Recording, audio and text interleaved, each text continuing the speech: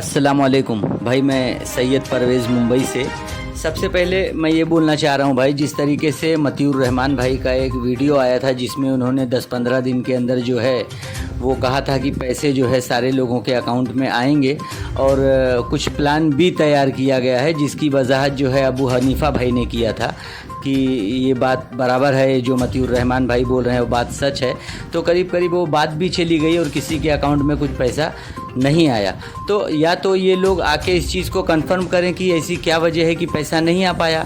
और नहीं तो फिर अगले बार ये लोग जो लोगों को वर्गलाते हैं इस तरीके से वर्गलाना अपना ये बंद करें, क्योंकि इनकी बात पे अब काहे का एतबार किसी का रहेगा। ये आके पहले 1 महीना 1.5 महीना टाइम पास कराएंगे और उसके बाद से बोलेंगे नहीं हो पाया। तो दूसरा, मैं आपा नोहरा शेख से मुखातिब होकर बोल रहा हूँ कि कंपनी में कोई स्पोक पर्सन है नहीं, और ये लोग आते हैं तो इनको लोग स्पोक पर्सन समझ लेते हैं। या तो इनको मना किया जाए कि भाई आप लोग इस तरीके से जो भी बातें हैं वो बोलिए मत,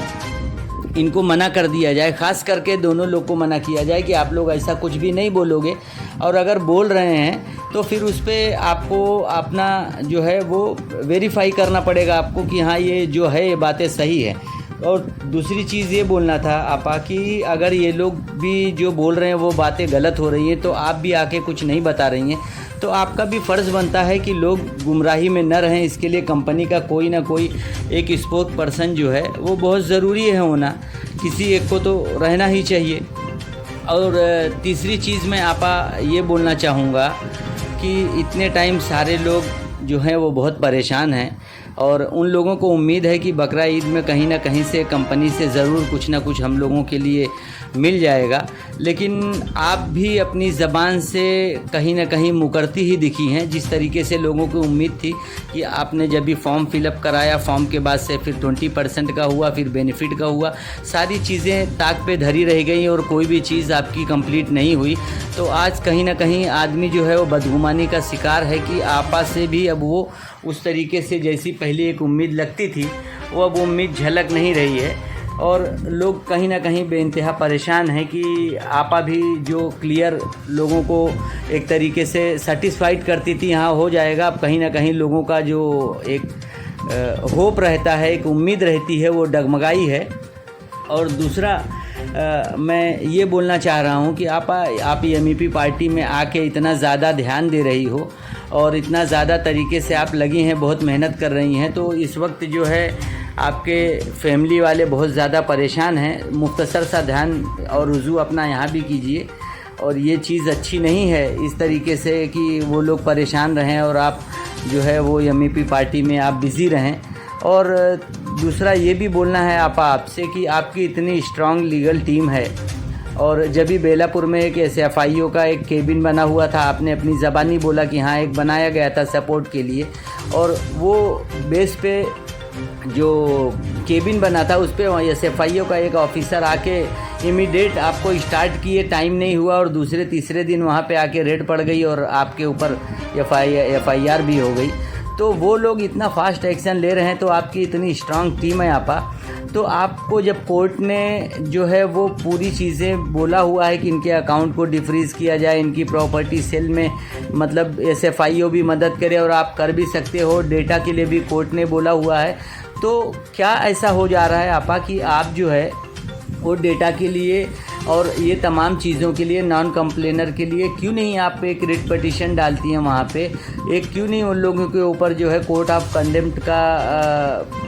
केस फाइल करते हैं? क्योंकि कोर्ट से जब आपको आपकी तरफ मैटर आपके फेवर में है, आपके फेवर में आ चुका है, सारी चीज़ें हैं, तो क्यों नहीं उनके सामने रुजू हो के आप एक बार ये कह देती हैं कि मतलब हमारा ये तरीके का मैटर है, और इन लोगों के ऊपर कोर्ट ऑफ कंडेम्प्ट करके मैटर क्यों नहीं क्लियर किया जा सकता? क्या ऐसा वजह है कि कंपनी जो है इस तरीके से खामोश बैठी है, आप भी खामोश बैठी हैं, कोई बोलने वाला नहीं है? आप बताइए, जब तक आप अंदर थी, जेल में थी, लोगों ने किस तरीके से सपोर्ट किया, और आज वही सपोर्टर बेचारे बेचैन होके, बेकरार होके इस तरीके से दर बदर की ठोकरें खा रहे हैं, तो ये कहाँ का इंसाफ है आपा? ये कहीं ना कहीं ये अल्लाह को भी नागवार गुजरेगा। तो आपसे गुजारिश है कि बराए मेहरबानी जो भी हो सके, नॉन कंप्लेनर जो आपसे हमेशा आपके साथ में रहे हैं, आप उनका कोऑपरेट कीजिए। और ये बकरा ईद के टाइम पे जो लोगों की एक उम्मीद है, एक आस है, वो टूटने मत दीजिए। जैसा कि नबी भाई ने भी अपना एक ऑडियो रिलीज़ किया हुआ है और वो भी बेचारे इतने दिन के बाद अपना मुंह खोले तो कहीं ना कहीं उनका भी जो है वो दिल टूट गया है। तो आप जो है, आपसे गुजारिश है कि आप जहाँ तक हो सके अपनी फैमिली को आप थोड़ा समझाइए और थोड़ा बहुत उन लोगों को जिस चीज़ की ज़रूरत है वो भी पूरी कीजिए, क्योंकि इस तरीके से खामोश हो जाना वो हर सवाल का जवाब नहीं होता है। कहीं ना कहीं लोगों को मुतमईन करने के लिए एक तसल्ली बख्श जवाब की बहुत ज़रूरत है। तो आपसे गुजारिश है कि सबसे पहले तो ये जो अबू हनीफ़ा भाई और अब अपने मोतीउर रहमान भाई ने बोला है उस पर आप क्लियर कीजिए कि ये लोग जो बोले हैं उस पर क्या ऐसी वजह हो गई। इन लोगों ने बोला तो आपके कंपनी का अगर नहीं कोई बोला तो ये बोले कैसे, इनको क्या ऐसा मतलब पड़ गया कि इनको बोलना पड़ गया। और दूसरा, आप बकरा ईद जो है वो करीब आ रही है, आप लोगों के बारे में सोचिए, क्योंकि बहुत ज़रूरत है लोगों की। किसी तरीके से इतना त्यौहार जो है वो अच्छा नहीं गया है, तो ये तो थोड़ा चला जाए तो थोड़ा सा अपनी जो है वो नज़र करम इधर भी इनायत फरमाइए। आपसे बहुत रिक्वेस्ट है कि लोगों की परेशानी जो है इस तरीके से बढ़ी हुई है और वो बेहतर नहीं है। लोगों के दिल से कहीं ना कहीं अब हाय और बद्दुआ ही निकल रही है। जो लोग उम्मीद किए थे उनकी उम्मीदों पे पानी फिर रहा है। और कहीं ऐसा ना हो कि ये पानी का गुबार जो है वो इतना बड़ा, एक एक बूंद भर के इतना ज़्यादा हो जाए कि वो एक समंदर का रुख अख्तियार कर ले,